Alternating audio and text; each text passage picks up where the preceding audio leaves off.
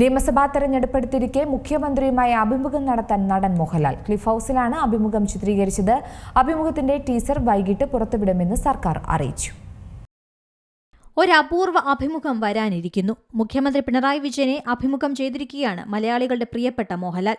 തിരഞ്ഞെടുപ്പിന് മുന്നോടിയായുള്ള അഭിമുഖം എന്ന പ്രത്യേകതയുമുണ്ട്. ക്ലിഫ് ഹൗസിൽ അതീവ രഹസ്യമായാണ് അഭിമുഖം ചിത്രീകരിച്ചത്. അഭിമുഖത്തിന്റെ ടീസർ സോഷ്യൽ മീഡിയയിലൂടെയും ടെലിവിഷൻ ചാനലുകളിലൂടെയും സർക്കാർ പുറത്തുവിടുന്നുണ്ട്.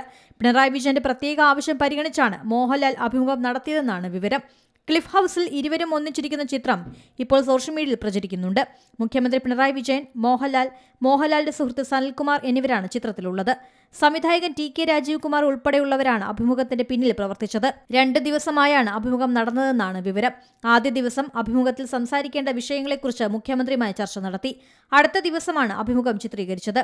മുഖ്യമന്ത്രിയുമായി അടുത്ത ബന്ധം പുലർത്തുന്ന വ്യക്തി കൂടിയാണ് Mohanlal. News desk C Malayalam news. ഏറ്റവും പുതിയ വാർത്തകളും വിശേഷങ്ങളും വിരൽത്തുമ്പിലറിയാൻ സി മലയാളം ന്യൂസ് എല്ലാ ഡിജിറ്റൽ പ്ലാറ്റ്ഫോമുകളിലും ലഭ്യം.